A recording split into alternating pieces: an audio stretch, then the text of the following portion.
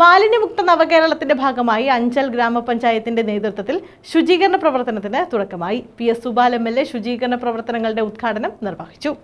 കുടുംബശ്രീ പ്രവർത്തകർ, ഹരിതകർമ്മസേന പ്രവർത്തകർ, തൊഴിലുറപ്പ് പ്രവർത്തകർ, വ്യാപാരി വ്യവസായി ഏകോപന സമിതി ഭാരവാഹികൾ, വിവിധ സ്കൂൾ വിദ്യാർത്ഥികൾ, അഞ്ചൽ കാരുണ്യ കൂട്ടായ്മ പ്രവർത്തകർ, വിവിധ സന്നദ്ധ സംഘടനകൾ എന്നിവരെ പങ്കെടുപ്പിച്ചാണ് അഞ്ചൽ പഞ്ചായത്തിന്റെ നേതൃത്വത്തിൽ ശുചീകരണ പ്രവർത്തനത്തിന് തുടക്കമിട്ടത്.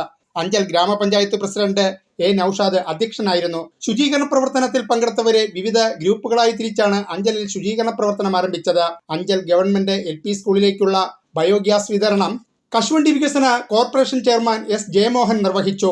വടമൺ ഗവൺമെന്റ് UP സ്കൂളിലേക്കുള്ള ബയോഗ്യാസ് സ്കൂൾ PTA-യും അധ്യാപകരും ചേർന്ന് PS സുബാൽ MLA-യിൽ നിന്നും ഏറ്റുവാങ്ങി. ഇന്നത്തെ ദിവസത്തിന്റെ പ്രാധാന്യം എല്ലാവർക്കും അറിയാം. നേതാവായ മഹാത്മാഗാന്ധിയുടെ ജന്മദിനമാണ്. രാജ്യത്തുടനീളം നിരവധിയായിട്ടുള്ള പ്രോഗ്രാമാണ് സംഘടിപ്പിച്ചിട്ടുള്ളത്.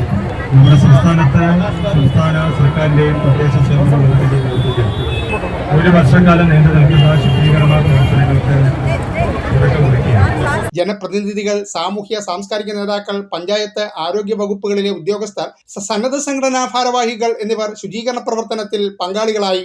News bureau, Anchal.